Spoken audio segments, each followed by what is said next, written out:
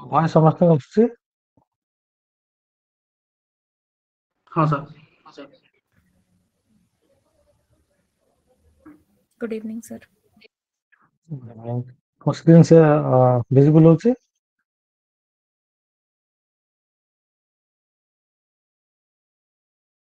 हाँ सर। ତ ଆଜି ଆମେ କଣ କରିବା? ଆଜି ଆମେ ପଢିବା ସିଷ୍ଟମ ସିକ୍ୟୁରିଟି।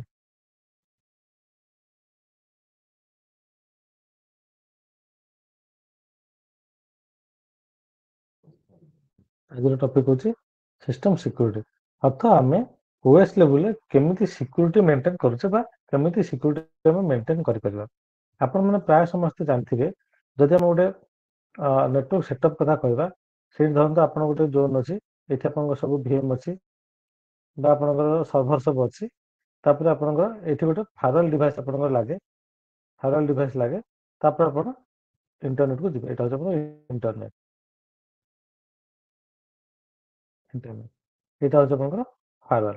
ଅର୍ଥ କ'ଣ ହେଉଛି, ଏ ଯେଉଁ ଫାୟାରୱାଲ ଡିଭାଇସଟା ରହିଲା, ଇଏ ଆପଣଙ୍କର ନେଟୱାର୍କ ଲେଭେଲର ସିକ୍ୟୁରିଟି ମେଣ୍ଟେନ କଲା। କ'ଣ ମେଣ୍ଟେନ କଲା?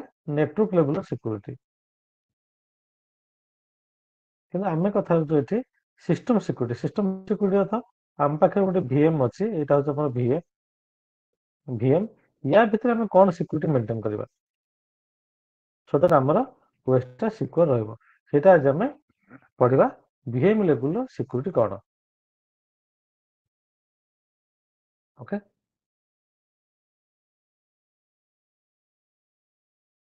ହଁ, ଏହାକୁ ଆଉ ଗୋଟେ କଥା ଆମେ ଜାଣିବା। ଧରନ୍ତୁ ଏଇଟା ଆପଣଙ୍କର ଭିଏମ୍ ଅଛି, ଏଇଟା ହେଉଛି ଆପଣଙ୍କର ଡେସ୍କଟପ୍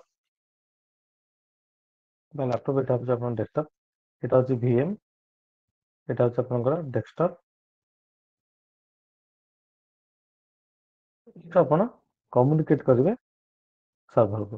ଯଦି କମ୍ୟୁନିକେଟ୍ କରିବେ, ଏଇଠି ଆପଣ କ'ଣ କରିବେ? ଆଇଦର ସର୍ଭିସ ନହେଲେ ପୋର୍ଟ, ଏଇ ଦୁଇଟା ୱେରେ ଆପଣ କମ୍ୟୁନିକେଟ୍ କରିବେ।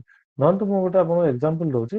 ମୁଁ ପୁରୀରୁ ଭୁବନେଶ୍ୱର ଯାଉଛି, ଧରନ୍ତୁ ଆପଣଙ୍କର ହେଉଛି ପୁରୀ, ଏଇଟା ହେଉଛି ଆପଣଙ୍କର ବିବିଏସ୍ଆର୍। ଏଇଠୁ ମୁଁ ପୁରୀରୁ ଭୁବନେଶ୍ୱରକୁ ଗଲି। ତ ଆପଣ ଯଦି ପଚାରିବେ ପୁରୀରୁ ଭୁବନେଶ୍ୱର ଆପଣ କେମିତି ଆସିଲେ, ଆପଣ ଏଠି କହିବେ କ'ଣ ନା ମୁଁ ବାଇ କାର୍ରେ ଗଲି। ଓକେ, କେମିତି ଗଲି ନା NH 314 NHରେ ମୁଁ ଗଲି, NH 314। ଆଉ ବି ଆପଣ ଏମିତି କହିପାରିବେ ଯେ ମୁଁ ପୁରୀରୁ ଭୁବନେଶ୍ୱର ଗଲି। ତିନିଟା ଜିନିଷ ଆପଣ ଏଠି କହିପାରିବେ। କ'ଣ କ'ଣ କହିଲେ? ମୁଁ କାର୍ରେ ଗଲି, 314 NHରେ ଗଲି, ପୁରୀରୁ ଭୁବନେଶ୍ୱର ଗଲି। ତ ଏକ୍ଜାକ୍ଟଲି ସେଇ ଜିନିଷ ଆମର ଯେତେବେଳେ ଆମେ ଗୋଟେ ଲ୍ୟାପଟପ୍ରୁ ଆମେ ଗୋଟେ ସର୍ଭରକୁ କନେକ୍ଟ କରୁଛେ, ତିନିଟା ଜିନିଷ ଆମେ ମେଣ୍ଟେନ୍ କରୁଛେ। ଗୋଟେ ହେଉଛି ସର୍ଭିସ, ଗୋଟେ ହେଉଛି ପୁରୀ ବା ଗୋଟେ ପୋର୍ଟ ନେମ୍, ଓକେ, ଆଉ ଗୋଟେ ହେଉଛି ଆପଣଙ୍କର କେମିତି ଯିବେ। ଯେମିତି ଏଠି ଆମେ କାର୍ ବୋଲି କହିଲେ, ଏଠି ଆମେ ଗୋଟେ ଟୁଲ୍, କୋଉ ଟୁଲ୍ ଥ୍ରୁରେ ଆମେ କନେକ୍ଟ କରୁଛେ ବା କୋଉ କମାଣ୍ଡ ଥ୍ରୁରେ ଆମେ କନେକ୍ଟ କରୁଛେ। ଓକେ, ତିନିଟା ଜିନିଷ ଆମେ ମେଣ୍ଟେନ୍ କରୁଛେ। ଯଦି ଆମେ ଗୋଟେ ସର୍ଭିସ କଥା କହିବା, କାହିଁକି ଆମେ ଏଠି ପୋର୍ଟ ନମ୍ବର ଡିଫାଇନ୍ କରୁଛେ? ଆମକୁ ଇଜି ହବ କହିବା ପାଇଁକା। ଲେଟ୍ସ ସେ ମୁଁ ଗୋଟେ HTTP ଏକ୍ଜାମ୍ପଲ୍ ନେବି। HTTP ହେଉଛି ଗୋଟେ ସର୍ଭିସ, ଏହାର ପୋର୍ଟ ହେଉଛି କେତେ?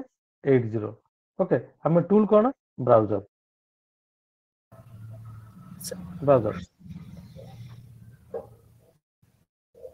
ଯେତେବେଳେ ମୁଁ ଲ୍ୟାପଟପ୍ରେ ଗୋଟେ ବ୍ରାଉଜର ଓପନ୍ କଲି, ବ୍ରାଉଜର ଓପନ୍ କରିକି ଏଇ ଯେଉଁ ଭିଏମ୍ର ଆଇପିକି ଆକ୍ସେସ୍ କଲି, ସେଠି ଆମେ କ'ଣ କରିବା? ବ୍ରାଉଜର କ'ଣ କରିବ? ବ୍ରାଉଜର ଆଇପି ଦେଲେ ବ୍ରାଉଜର ବାଇ ଡିଫଲ୍ଟ ପୋର୍ଟ 80ରେ କଲ୍ କରିବ, ଆଉ ପୋର୍ଟ 80 ବାଇ ଡିଫଲ୍ଟ HTTP ସର୍ଭିସକୁ କଲ୍ କରିବ। କି HTTP ସର୍ଭିସରେ ଯାହା କନଫିଗର ହେଇଥିବ ସେଇଟା ଆମର ଲ୍ୟାପଟପ୍ରେ ଆମକୁ ଦେଖେଇବ ବା ଡେସ୍କଟପ୍ରେ ଆମକୁ ଦେଖେଇବ। ତ ଏଇଟା ହେଉଛି ଜିନିଷ। ତ ଯେତେବେଳେ ଆମେ ଭିଏମ୍ରେ ଗୋଟେ ସର୍ଭିସ ଚାଲିଛି, ଲେଟ୍ସ ଏଇଟା ଆମର 80 ସର୍ଭିସ ଚାଲିଛି।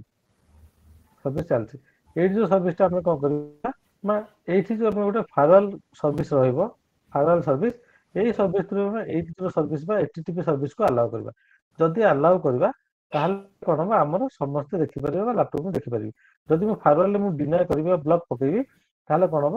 ମୁଁ ଡେସ୍କଟପ୍ ବି ଦେଖିପାରିବିନି, ଓନ୍ଲି ସର୍ଭର ଭିତରେ ଚାଲିବ, କିନ୍ତୁ ପବ୍ଲିକକୁ ଦେଖାଯିବନି।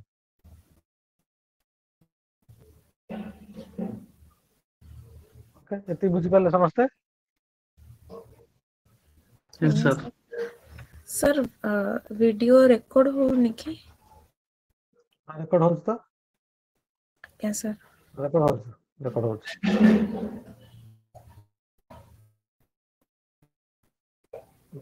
କି ସମସ୍ତେ ବୁଝିପାରିଲେ क्या सर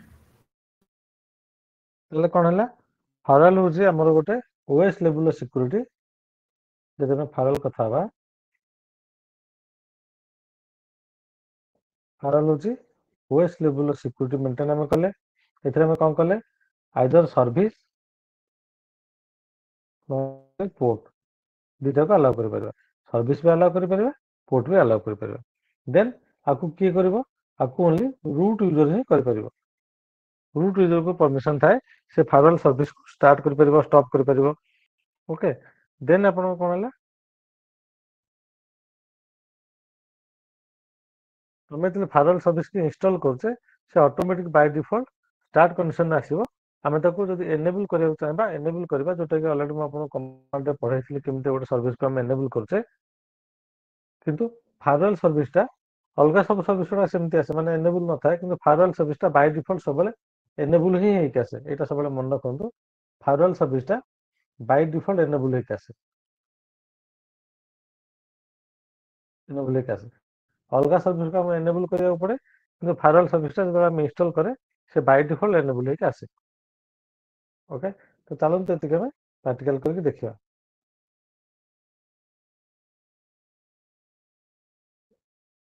ତାହେଲେ ଆମେ କ'ଣ ପଢିଲେ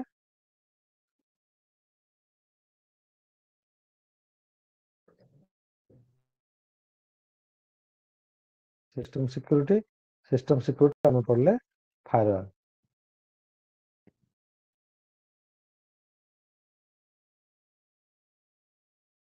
ଦେଖିବା ଆମେ ଆମ ସର୍ଭରରେ କ'ଣ ଅଛି କଣ୍ଡିସନ ସିଷ୍ଟମ ସିଟିଏଲ ସର୍ଭିସ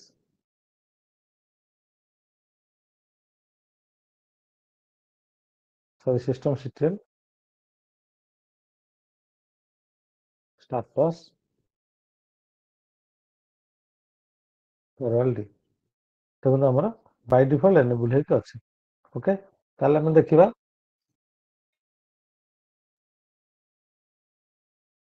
ଆମେ ଯୋଉ କଥା ହଉଥିଲେ HTTP ସର୍ଭିସ ଆମେ ଦେଖିବା HTTP ସର୍ଭିସ ଚାଲିଛି ନା ନାହିଁ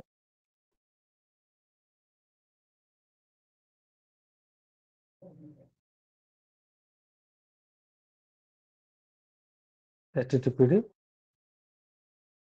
ଚାଲିଛି ଓକେ HTTP ଯଦି ଚାଲିଛି HTTP ପୋର୍ଟ ହଉଛି କ'ଣ ପୋର୍ଟ ହଉଛି 80 ତ ଆମେ ଦେଖିବା ଯେ ଆମ ଲୋକାଲ ସର୍ଭର ଭିତରେ ପୋର୍ଟ 80 ଲିସନ କରୁଛି ନା ନାହିଁ ତା ପାଇଁ ଆମେ କମାଣ୍ଡ କ'ଣ ପଢିଥିଲେ ଟେଲନେଟ୍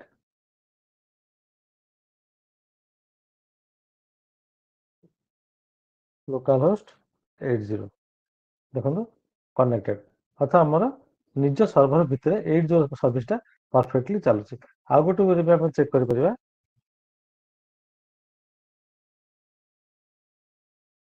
ଆଇପି ଦେଖି ବି ଚେକ୍ କରିପାରିବା ଆମେ ଆଇପି କମାଣ୍ଡ ମୁଁ ଆଇପି ଦେଖିବି ଦେନ୍ ଟେଲନେଟ୍ ଆଇପି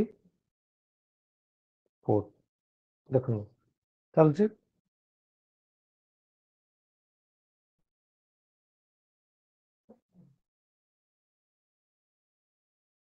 ଏଇଟା ବର୍ତ୍ତମାନ ମୁଁ ମୋ ଲୋକାଲ ଡେସ୍କଟପରୁ ଦେଖିବି ଯେ କାମ କରୁଛି ନା ନାହିଁ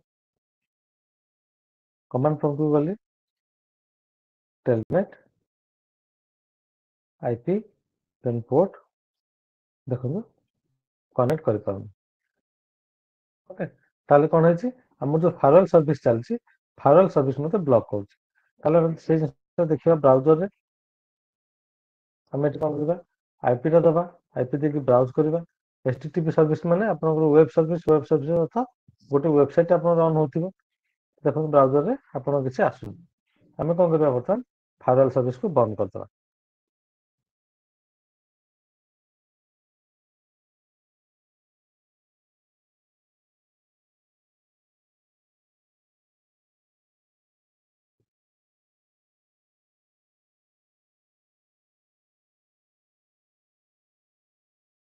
ବନ୍ଦ କରିଦେଲି ଏବେ ଦେଖନ୍ତୁ ପେଜଟା ଓପନ୍ ହେଇଗଲା ଏବେ ଆମେ ଟେଲନେଟ୍ କରିବା ଟେଲନେଟ୍ ବି ଆପଣଙ୍କର सक्सेस हम ए ब्लैंक पेज आसला माने तातो सक्सेस अर्थ आपनकर पाथटा ओपन हे गला ओके एति समस्त बुझी पारले मु फायरवॉल सर्विस को स्टॉप कली एचटीटीपी सर्विस सर्वर भीतर रन करथला मु केमिति चेक कली डेस्कटॉप को केमिति चेक कली आ फायरवॉल सर्विसटा बंद कला पर मोर वेब पेजटा आसिला बा वेबसाइट आसिला आजुला मोर लैपटॉप रु टेलनेट भी हैला माने फायरवॉल जो पाथटा ब्लॉक करथला एचटीटीपी सर्विस को ब्लॉक करथला ताको से ओपन कर देला एबे एति समस्त बुझी पारले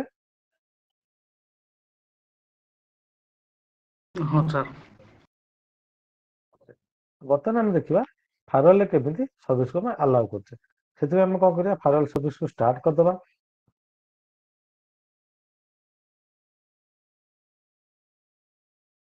स्टार्ट कली अबे देखा हमर से ब्लॉक हवा दरकार ब्लॉक हैला फायरवॉल हमको डिनाय कला बा ब्लॉक कला जेतु हमें कोनोसी अलाउ करने एबे हम कौन करबा अलाउ करबा अच्छा प्रथम हम देखिबा जे कोन कोन हमर अलाउ होई अछि कमांड होची firewall VPN CMD minus list VPN all ए देखो से कौन सी पोर्ट किसी भी अलाउ होनी बाय डिफॉल्ट कौन अच्छी कौन सी पोर्ट किसी आम अलाउ करने आम जदि देखा को सर्विस अलाउ अच्छी firewall CMD minus gate services देखो एत गुड़ा सब सर्विस देखा ए भितर SSH थी कहीं आम मो लैपटॉप रु SSH कर टर्मिनाल कनेक्ट कर SSH थी किंतु एथिरे आपनकर ये नथिबो HTTP नथिबो जदि हम पाइप ग्रेप लगे देबा सर्च करबा पाइप HTTP सॉरी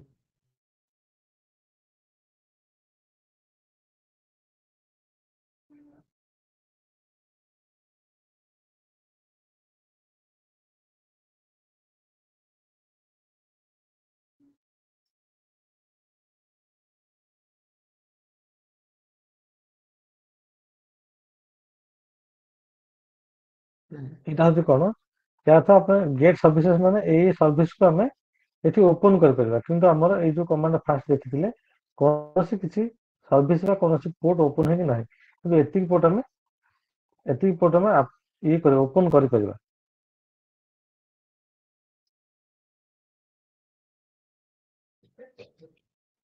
और देखिए हमें जोन भी गोटे थाए firewall CMD CMD minus get Jones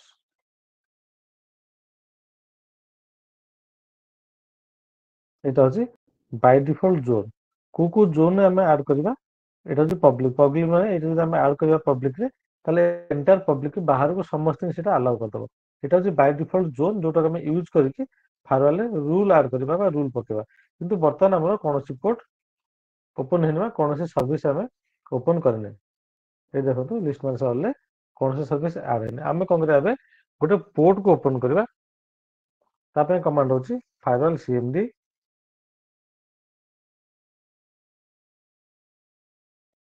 minus zone कहना हमें जेहेतु पब्लिक को ही करबा तो पब्लिक को हम देखिबा public minus permanent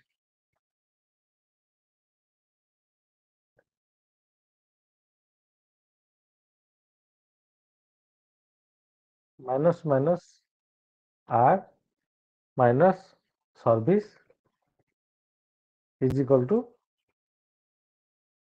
HTTP success है एबे हमें पुणी देखिबा जे कौन लिस्ट कले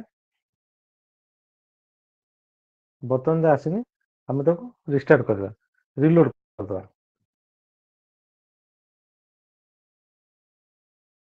फायरवॉल CMD माइनस रिलोड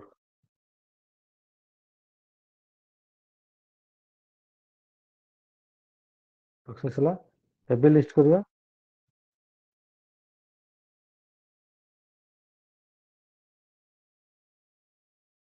ये देखो आपन SSH देखो ତାପରେ HTTP ଦେଖାଉଛି।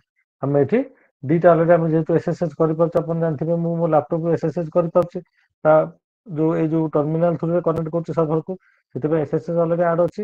HTTP ଟା ବର୍ତ୍ତମାନ ଆମେ ଆଡ୍ କଲେ। ଓକେ, ଏବେ ଦେଖିବା ଆମ ଲୋକାଲ ଲାପଟପ୍ ରୁ କନେକ୍ଟ ହଉଛି ନା ନାହିଁ। ଟେଲନେଟ୍ କରିବା।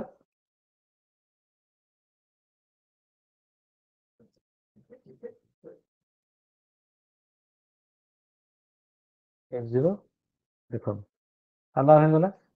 ଏବେ ଦେଖିବା ବ୍ରାଉଜରରେ, ଦେଖନ୍ତୁ ୱେବ୍ ପେଜ୍ ଆସୁଛି, ବୁଝିପାରିଲେ। ସେଇଟା ଆମେ ସର୍ଭିସକୁ ଆଡ୍ କଲେ। ଯଦି ଆମେ ତାକୁ କୋଡକୁ ଆଡ୍ କରିବା, କେମିତି କରିବା? ବର୍ତ୍ତମାନ ଆମେ କଣ କରିବା, ସର୍ଭିସଟାକୁ ରିମୁଭ୍ କରିଦେବା ଫାଷ୍ଟ। ଏଠି ଆମେ କଣ କରିଥିଲେ, ଆଡ୍ ହାଇପେନ୍ ସର୍ଭିସ କରିଥିଲେ, ଏଠି ଆମେ ରିମୁଭ୍ ହାଇପେନ୍ ସର୍ଭିସ କରିବା। Remove hyphen service HTTP success. ପୁଣି ରିଲୋଡ୍ କରିବା, ରିଷ୍ଟାର୍ଟ କରିଦେଲେ। ଏବେ ଚେକ୍ କରିବା, ଦେଖନ୍ତୁ ଏଠି ଆଗରୁ HTTP ଥିଲା, HTTP ପଳେଇଲା। ମୁଁ କଣ କରିବି, ବର୍ତ୍ତମାନ ପୋର୍ଟ ଆଲାଉ କରିଦେବି। ପୋର୍ଟ କରିବା ପାଇଁ କଣ କରିବାକୁ ପଡିବ, ମତେ ଏଠି ଆଡ୍ ହାଇପେନ୍ ସର୍ଭିସ ଥିଲା, ଏଠି ମତେ ଆଡ୍ ହାଇପେନ୍ ପୋର୍ଟ ଦେବାକୁ ପଡିବ। ସର୍ଭିସ ଜାଗାରେ ମୁଁ ଲେଖିବି ପୋର୍ଟ 8080।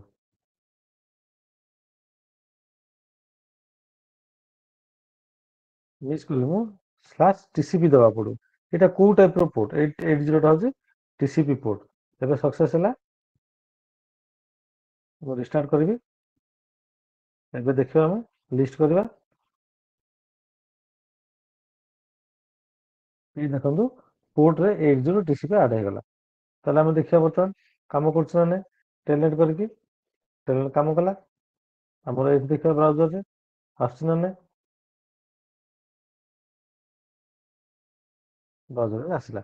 ତ ଏଇଟା ହଉଛି ଆମର କେମିତି ଆମେ ଗୋଟେ ସର୍ଭିସକୁ ଆଡ୍ କରିପାରିବା, ନହେଲେ ଗୋଟେ ପୋର୍ଟକୁ ଆଡ୍ କରିକି ଫାୟାରୱାଲ୍ ଥ୍ରୁରେ ଆମେ ଆଲାଉ କରିପାରିବା, ଗୋଟେ ରୁଲ୍ ପକେଇକି। ଏତିକି ସମସ୍ତେ ବୁଝିପାରିଲେ? ସାର୍ କିଛି କନଫ୍ୟୁଜନ ରହୁଛି କି?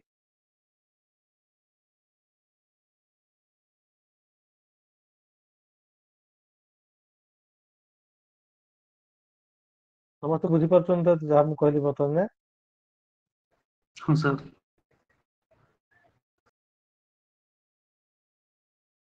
ବିଭୁ, ତମେ ବୁଝିପାରୁନ?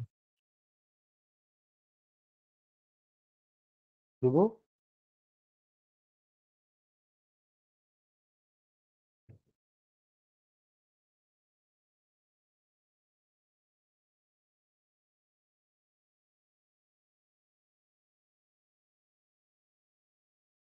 ଓକେ।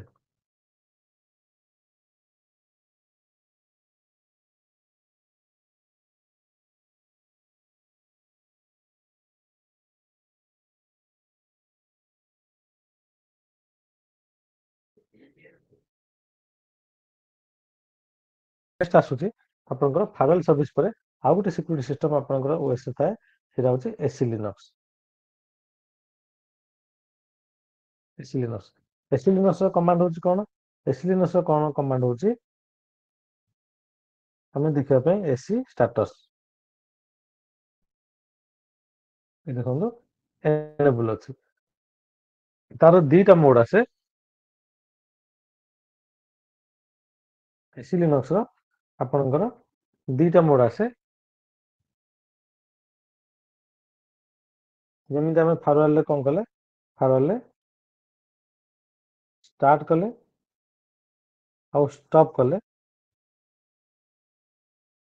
ନହେଲେ ଆମେ ଷ୍ଟାର୍ଟ କଣ୍ଡିସନରେ ପୋର୍ଟ ଓପନ କଲେ, ପୋର୍ଟ ନାଇଁ ତ ସର୍ଭିସ ଆଡ୍ କଲେ। ସେମିତି SC Linux ର ଦିଟା ମୋଡ୍ ଆସୁଛି, ଗୋଟେ ହଉଛି ଆଇଦର ଡିଜେବଲ୍ ନାଇଁ ତ ଏନେବଲ୍। SC Linux ର ଦିଟା ମୋଡ୍ ଆସିବ, ଆଇଦର ଏନେବଲ୍ ନହେଲେ ଡିଜେବଲ୍। ଯଦି ଏନେବଲ୍ ଆମେ କଲେ ସର୍ଭିସଟାକୁ, SC Linux ସର୍ଭିସ ଯଦି ଏନେବଲ୍ କଲେ, ତା ଭିତରେ ଆମେ ଦିଟା ଜିନିଷ କରିପାରିବା। କଣ କରିବା? ଗୋଟେ ହଉଛି ଏନଫୋର୍ସିଂ, ଆଉ ଗୋଟେ ହଉଛି ପରମିସିଭ।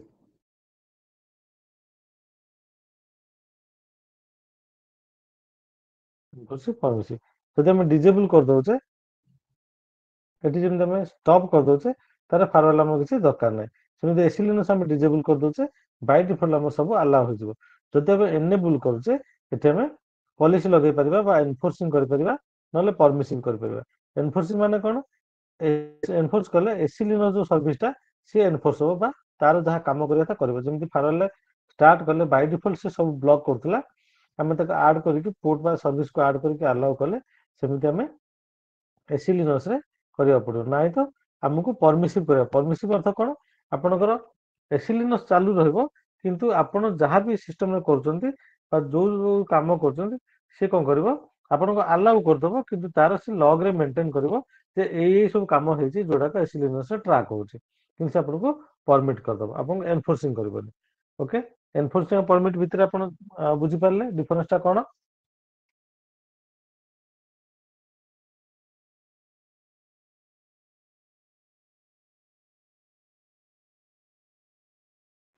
ହଁ ସାର୍। ଓକେ, ତ ଏଇଠି ଦେଖିବା, ଏଇଠି ଆପଣ ଦେଖନ୍ତୁ ଏଠି କଣ ଅଛି ମୋର ଏସି ଲିନକ୍ସଟା ଏନେବୁଲ ଅଛି। ଦେନ୍ ଏଠି କଣ ଅଛି? ଯଦି ଆମେ ଦେଖିବା ଏସି ଲିନକ୍ସ ଏନେବୁଲ ଅଛି କିନ୍ତୁ ପରମିସିଭ ଅଛି ନା ଇଏ ଅଛି। ସେଥିପାଇଁ ଆମେ ଦେଖିବା ପାଇଁ କଣ କରିବା ଗେଟ୍ ଏନଫୋର୍ସ। ଏଠି କଣ ଅଛି ଏନଫୋର୍ସିଂ ଅଛି। ଏନଫୋର୍ସିଂ ଅଛି ଅର୍ଥ କଣ? ମୋର ଯୋଉ ଏସି ଲିନକ୍ସଟା ଏନେବୁଲ ହେଇକି ଅଛି ଆଉ ଏନଫୋର୍ସିଂ ମୋଡରେ ଅଛି। ଏଇ ଯୋଉଟା ମୁଁ କହିଥିଲି ଆପଣଙ୍କର ଏନଫୋର୍ସିଂ ମୋଡରେ ଅଛି। ଆମେ ତାକୁ ପରମିସିଭ ବି କରିପାରିବା। କେମିତି କରିବା? ଏଇ ଦେଖନ୍ତୁ ଲେଖା ଅଛି ଏସି ଲିନକ୍ସ ଭିତରେ ଇଟିସି ଏସି ଲିନକ୍ସ ଭିତରେ ତାର କନଫିଗରେସନ ଫାଇଲ ଅଛି। ଆମେ ତାକୁ ଏଡିଟ କରିବାକୁ ପଡିବ। ଭିଆଇ ସରି ଭୁଲ କହିଲି, ତା ଭିତରେ କନଫିଗ ଥିବ। ଏଠି ଗୋଟେ କନଫିଗ ଅଛି। କନଫିଗ ଫାଇଲକୁ ଆମେ ଏଡିଟ କରିବାକୁ ପଡିବ। ଏଇଠି ଦେଖନ୍ତୁ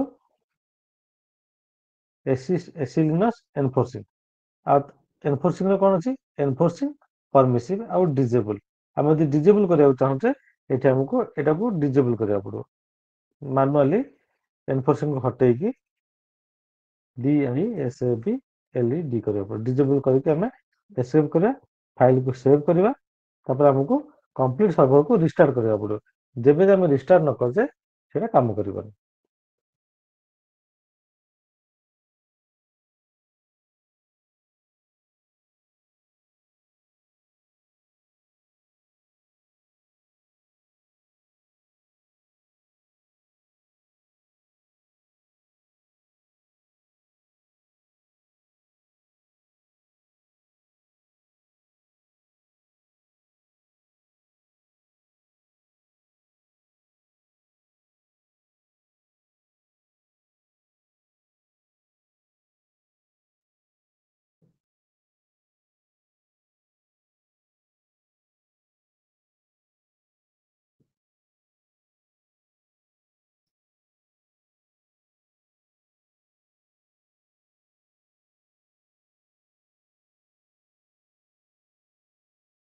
ଏବେ ଦେଖନ୍ତୁ ଆଗରୁ ଆସୁଥିଲା ଏନେବୁଲ ଆସୁଥିଲା, ଏବେ ଆସୁଛି ଡିଜେବଲ।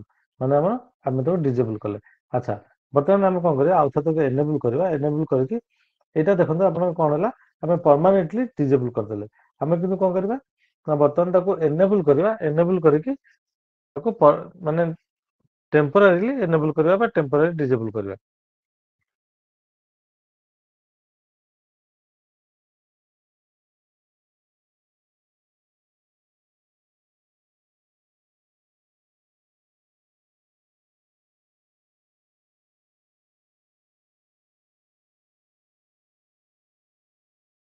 ମୁଁ ପୁଣି ଏଡିଟ କଲି, ଏଠି ଏନଫୋର୍ସିଂ ଲେଖିଲି, ସ୍କିପ କଲି, ସେଭ୍ କଲି,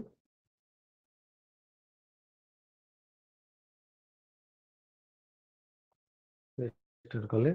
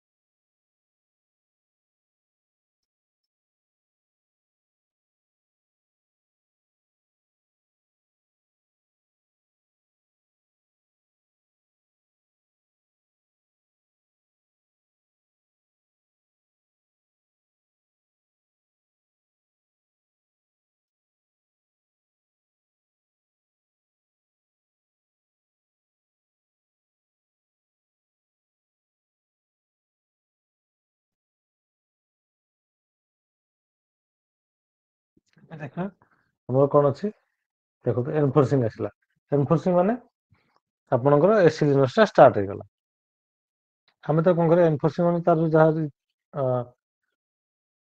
हमें तो टेम्परेरीली परमिसिव मोड ଉପରେ परमिसिव अर्थ कौन हमको से अलाउ करिवो किंतु जहाँ हम करूचे ताको से ट्रैक करके लॉग रे रखिवो सेति हम कोन करिया तार कमांड होची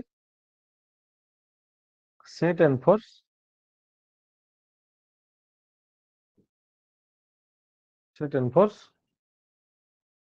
permissive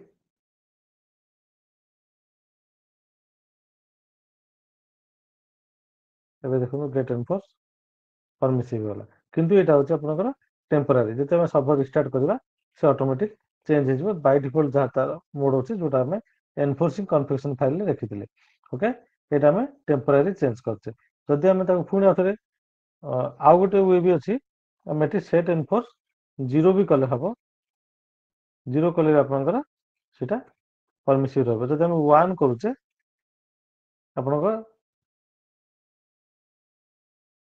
गेट एनफोर्स होने तो हम भूल गले एक्चुअली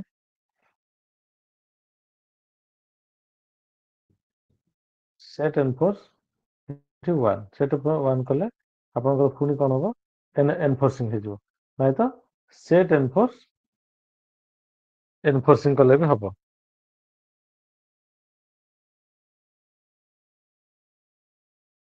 ENFORCING एनफोर्सिंग एटा कले भी हबो माने कोन आपन जदि जहाँ भी आपनकर कॉन्फ़िगरेशन फाइल आपन चेंज करछन जो कॉन्फ़िगरेशन फाइल हम आपन देखैतिली एटा होछ आपनकर पाथटा etc ac linux config एई पाथ रे आपन एठी जा रखछन एनफोर्सिंग रखछन किंतु तार दीटा मोड एनफोर्सिंग और परमिसिव आपन जदि चाहिबे कमांड मोड रे टेम्परेरीली चेंज कर परिबे सेटा होछ कोन आपनकर सेट एनफोर्स 1 1 अर्थ होछ एनफोर्सिंग सेट एनफोर्स 0 0 अर्थ होछ परमिसिव दीटा मोड का चेंज करबा आ गोटे एनेबल डिसेबल बा हम कोन से डिसेबल कर दो जे कंप्लीटली एसी लिनक्स ता डिसेबल हो जिवो ओके एसी लिनक्स रे बाय डिफॉल्ट आपन जो सर्विस गुडा थाए सब जेमति म आपन एचटीटीपीडी कहली सेमति सब सर्विस गुडा अलाउ होई थाए तनो एते एसी लिनक्स प्रॉब्लम करेनी किंतु टेस्टिंग जदि हम गोटे सर्विस को हम अलाउ करिया चाहू एसी लिनक्स रे हेतु command होछ cone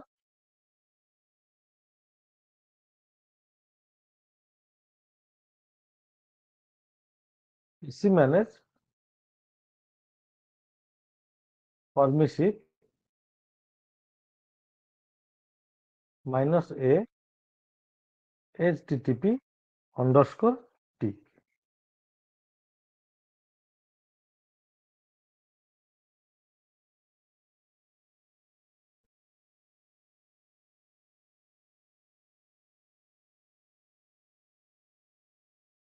fail to resolve permissive segment statement at null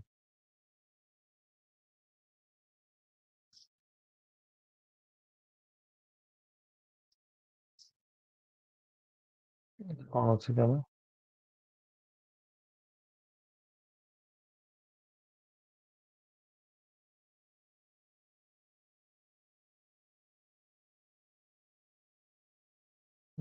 अच्छा ଏଠି ଯାଏ ସମସ୍ତେ ବୁଝିପାରିଲେ ନା କିଛି ଡାଉଟ୍ ଅଛି नहीं सर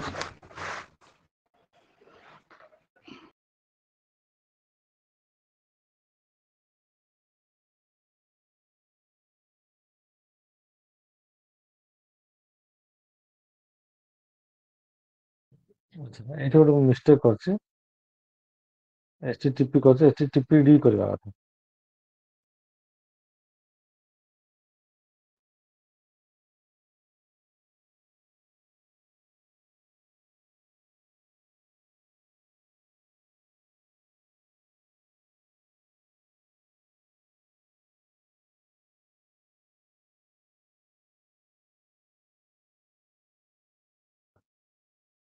ଆମର ଆଡ୍ ହେଇଗଲା ସେମିତି ଆମେ ଯାହା ବି ଆଡ୍ କରିପାରିବା ଯଦି ଆମେ SSH ଆଡ୍ କରିବା SSHD ଆଡ୍ ହବ ଆଚ୍ଛା ଏଇ ଯୋଉ ଡି ମାନେ କଣ? ଡି ମାନେ ହଉଛି ଡେମନ। ଡେମନ ଅର୍ଥ ହଉଛି ସର୍ଭିସ। ଆମେ ଲିନକ୍ସରେ ଯୋଉ ସର୍ଭିସ ଚାଲେ ତାକୁ ସର୍ଭିସ ନ କହିକି ଆକ୍ଚୁଆଲି ଲିନକ୍ସ ୱାର୍ଡରେ ଡେମନ ବୋଲି କୁହାଯାଏ। କିନ୍ତୁ ଆମେ ଡେମନ ବଦଳରେ ସର୍ଭିସ ସବୁବେଳେ କରିଦଉଛେ, କିନ୍ତୁ ଆକ୍ଚୁଆଲି ସର୍ଭିସକୁ ଡେମନ ବୋଲି କୁହାଯାଏ। HTTP ଡେମନ, SSH ଡେମନ। ଡେମନ ଅର୍ଥ ସର୍ଭିସ। ଓକେ, ତ ସେଥିପାଇଁ ଆପଣ ସବୁବେଳେ ମନେ ରଖନ୍ତୁ, ଆମ ଗୋଟେ ସର୍ଭିସ ନା ଯଦି ଆପଣଙ୍କୁ ପଚରାଯାଏ ଲିନକ୍ସରେ HTTP ର ସର୍ଭିସର ନାଁ କଣ? HTTPD। SSH ର SSHD। FTP ର FTPD।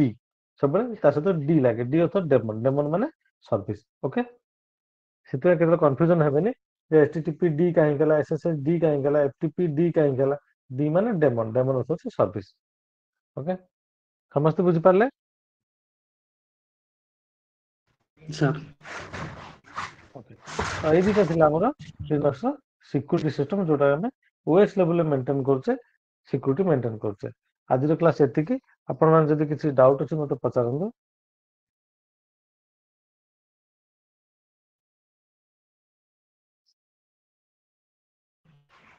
ସାର୍ ଆଜି ତ କିଛି ଡାଉଟ୍ ନାହିଁ ସାର୍, ଟିକେ ଲାଷ୍ଟ କ୍ଲାସରେ ଆବସେଣ୍ଟ ଥିଲେ, ଟିକେ ରିଭ୍ୟୁ ଦେଇ ଦେଇଥାନ୍ତେ।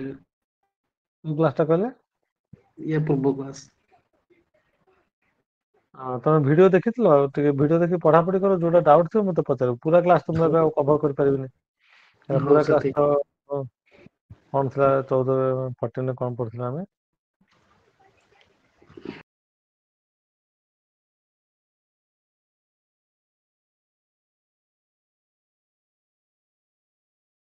ରନ୍ ଲେବୁଲ ପଢିଥିଲେ। ସିଷ୍ଟମ ଡି ଟାର୍ଗେଟ ରନ୍ ଲେବୁଲ ପଢିଥିଲେ।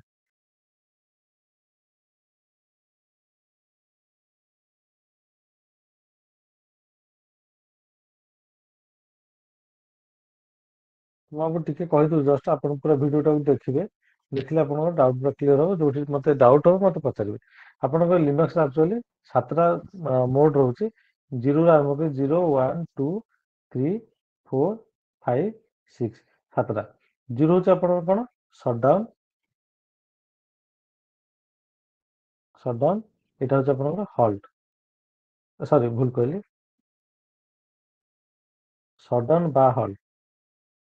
ସଟଡାଉନ ବା ହଲ୍ଟ। ଏଇଟା ହଉଛି ଆପଣଙ୍କର ରିଷ୍ଟାର୍ଟ ବା ରିବୁଟ। ଏଇଠି ଦେଖନ୍ତୁ, ମୁଁ ଯେତେବେଳେ ରିଷ୍ଟାର୍ଟ କରୁଥିଲି, ସବୁବେଳେ ହଁ ଆପଣ ଦେଖନ୍ତୁ INI 86 ମାପିଲି। 96 ମାରୁଥିଲି। ହଁ 6 ଅର୍ଥ କଣ? ଆପଣଙ୍କର ସବୁକୁ ରିଷ୍ଟାର୍ଟ କରିଦବ। ଏଇଠୁ ଆପଣ ମନେ ରଖନ୍ତୁ 6 କଣ ପାଇଁ ୟୁଜ୍ ହଉଛି। ସେମିତି 0, 1, 2, 3, 4, 5, 6 ଅଛି। ସବୁବେଳେ ଏଇଟା ଗୋଟେ ସବୁବେଳେ ଆପଣ ମନେ ରଖନ୍ତୁ। ଇଣ୍ଟରଭ୍ୟୁ ଆପଣ ସବୁବେଳେ ପ୍ରାୟ ପଚାରିବେ ଯେ 4 ଟା କଣ? ରନ୍ ଲେବୁଲ 4। ଆକୁ କହନ୍ତି ଆକ୍ଚୁଆଲି ରନ୍ ଲେବୁଲ। ଓକେ, ରନ୍ ଲେବୁଲ। ରନ୍ ଲେବୁଲ 4 ଟା କଣ? ଏଇଟା ଆକ୍ଚୁଆଲି ରିଜର୍ଭ ଫର ୟୁଜର। ରିଜର୍ଭ ଫର ୟୁଜର। ଓକେ, ତାହେଲେ 1 ଟା କଣ? 1 ହଉଛି ସିଙ୍ଗଲ ୟୁଜର ମୋଡ। ସିଙ୍ଗଲ ୟୁଜର ମୋଡ। 2 ହଉଛି single multi user without network. Multi user without network. Without network. এটা হচ্ছে আপনার মল্টি ইউজর উইথ নেটওয়ার্ক। এটা হচ্ছে আপনার জিইউআই। জিইউআই আরটা হচ্ছে রিবুট। জিইউআই মানে কোন? এই দেখুন, এই হচ্ছে আপনার, এটা হচ্ছে GUI, graphical user interface. Okay, এই যদি ମୁଁ ଆପଣଙ୍କୁ ଦେଖନ୍ତୁ,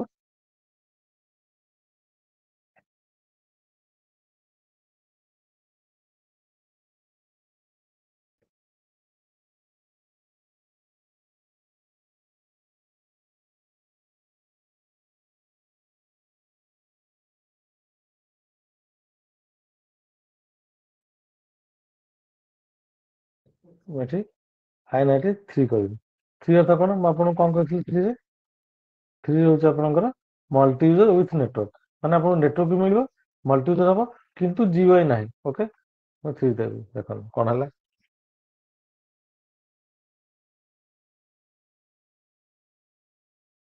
ଆପଣଙ୍କ ସର୍ଭରଟା ଜିଇଉଆଇ ମୋଡରୁ କମାଣ୍ଡ ମୋଡକୁ ସୁଇଚ କରିଗଲା। ଓକେ, ତ ଯେତେବେଳେ କମାଣ୍ଡ ମୋଡ ଆସିବ, କମାଣ୍ଡ ମୋଡରୁ ମୁଁ i95 ଯଦି ମାରିବି, ତାହେଲେ ମୋର କଣ ହବ? ଜିଇଉଆଇ ମୋଡକୁ ସୁଇଚ ହେଇଯିବ। ତ ଏଇଟା ହଉଛି ଆପଣଙ୍କର 5ଟା ରନ୍ ଲେବୁଲ। ଓକେ, ତାକୁ ଆମେ କମାଣ୍ଡ ଥ୍ରୁ ବି କରିପାରିବେ। ତ ଆପଣ ମତେ ଏଠି ପଚାରିବେ ଯେ ମଲ୍ଟି ୟୁଜର କାମ କଣ, ଜିଇଉଆଇ ର କାମ କଣ? ଏଠି କିଛି ଡିଫରେନ୍ସ ନୁହଁ। ଯଦି ଆମେ ମଲ୍ଟି ୟୁଜର କରୁଛେ ଆମକୁ GUI ମିଳିବନି, ସୋ ଦ୍ୟାଟ୍ କ'ଣ ହବ ସିଷ୍ଟମର ପରଫର୍ମାନ୍ସ ଟିକେ ବଢିଯିବ। ସିଷ୍ଟମର ଯୋଉ ରିସୋର୍ସ ଅଛି, ମେମୋରି ରହୁଛି, ଆପଣଙ୍କର ପ୍ରୋସେସର ରହୁଛି, ସେ GUI ପାଇଁ ୟୁଜ ହବନି, ଆପଣଙ୍କୁ ଆଉ ଟିକେ ଅଧିକ ରିସୋର୍ସ ମିଳିବ, ଆପଣଙ୍କ ସର୍ଭରଟା ଠିକ ସେ ଫଙ୍କସନ କରିବ ବା ଆପଣଙ୍କୁ ବେଷ୍ଟ ପରଫର୍ମାନ୍ସ ମିଳିବ। ସେଥିପାଇଁ କ'ଣ କରାଯାଏ, ଲିନକ୍ସରେ GUI କୁ ନିଆଯାଏନି, ଆପଣଙ୍କର ବାଇ ଡିଫଲ୍ଟ ମଲ୍ଟି ୟୁଜର ହିଁ ଆପଣଙ୍କ ଯୋଉ i93 ସେଟାକୁ ଏନେବଲ୍ ରଖାଯାଏ। GUI ପ୍ରିଫର ହିଁ ଲୋକ କରନ୍ତିନି, ସବୁ ଆପଣ କମାଣ୍ଡରେ କାମ କରନ୍ତି। ଓକେ, ଏଇଟା ଟାଇମ ଲାଗୁଛି ଆସିବା ପାଇଁ। ଯଦି ଆପଣ ସେତିକି କରିବା ପାଇଁ ଚାହିଁବେ, ତା ପାଇଁ କମାଣ୍ଡ କ'ଣ, ଆପଣ କମାଣ୍ଡ ପ୍ରମ୍ପ୍ଟରେ ବି କରିପାରିବେ। କମାଣ୍ଡ ହଉଛି କ'ଣ, systemctl। ଏଠି ଆମେ ଦେଖିବା ବର୍ତ୍ତମାନ କ'ଣ ଆମର ଅଛି। systemctl get -default। ଏଠି ଦେଖନ୍ତୁ graphical.target। graphical.target ଅର୍ଥ କ'ଣ, ଆମର GUI ଟା ଚାଲୁଥିଲା। ବର୍ତ୍ତମାନ ଆମେ କ'ଣ କରୁଛେ, ଟେମ୍ପୋରାରୀ ଏଟାକୁ ଚେଞ୍ଜ କରୁଛେ। ଓକେ, ଆମେ କ'ଣ କରୁଛେ, ଯଦି ପରମାନେଣ୍ଟ ତାକୁ ଚେଞ୍ଜ କରିବାକୁ ଚାହିଁବା, systemctl set -default କ'ଣ ଚେଞ୍ଜ କରିବା, multi-user.target।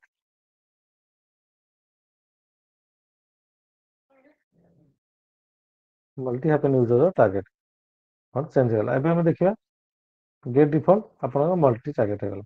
ଏଇଟା କ'ଣ ହେଲା, ଆପଣଙ୍କର ପରମାନେଣ୍ଟ ହେଇଗଲା। ଆପଣ ସର୍ଭର ରିଷ୍ଟାର୍ଟ କଲେ ବି ସେ ଆପଣଙ୍କର କ'ଣ ହବ ନା ମଲ୍ଟି ୟୁଜର ହିଁ ରିଷ୍ଟାର୍ଟ ହବ, ଆପଣଙ୍କ GUI ରେ ଷ୍ଟାର୍ଟ ହବନି। ସାର୍ systemctl set default ପରେ 4 କି 5 ସେମିତି ମାରିଲେ ହବ? ନା ସେମିତି ହବନି। systemctl କମାଣ୍ଡ i93 ରେ ଆପଣ 1 2 3 4 ୟୁଜ କରିବେ। systemctl ଆପଣ ତାର ନାଁ ୟୁଜ କରିବାକୁ ପଡିବ, ମଲ୍ଟି graphical.target, ମଲ୍ଟି user.target ଏମିତି ୟୁଜ କରିବାକୁ ପଡିବ systemctl ସହିତ। ଆମେ ଯଦି ରିଷ୍ଟାର୍ଟ କରିକି ଦେଖିବା କ'ଣ ଆସୁଛି,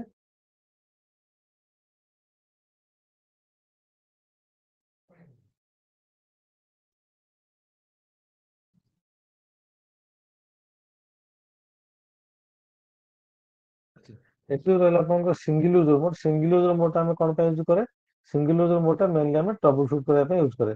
ମାନେ ଯଦି ଧର ଆମର ସର୍ଭର କ୍ରାଶ ହେଇଯାଇଛି, ଆମ ସର୍ଭର ଠିକ ସେ ଷ୍ଟାର୍ଟ ହଉନି, ଆମେ ସିଙ୍ଗଲ ୟୁଜର ମୋଡରେ ପଶିକି ତାକୁ ଆମେ କ'ଣ ତାକୁ ଟ୍ରବୁଲ ସୁଟ୍ କରିକି ଆମେ ରିପେୟାର କରିକି ପୁଣି ଥରେ ସର୍ଭରକୁ ଅଫ୍ କରିପାରିବା। ସିଙ୍ଗଲ ୟୁଜର ମୋଡଟା ସେଇଥିପାଇଁ ୟୁଜ କରାଯାଏ।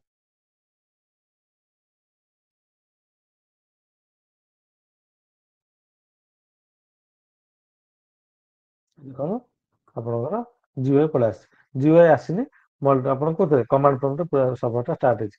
ୟା ପୂର୍ବରୁ ଆପଣ ଦେଖିଥିଲେ GUI ଥିଲା, ଏବେ କିନ୍ତୁ ଆପଣଙ୍କର କମାଣ୍ଡ ପ୍ରମ୍ପ୍ଟ ଷ୍ଟାର୍ଟ ହେଇଛି। ଯଦି ମୁଁ ତାକୁ ଆଉଥରେ ପୁଣି ଚେଞ୍ଜ କରିଦେବି GUI କି ଟୁ କମାଣ୍ଡରେ,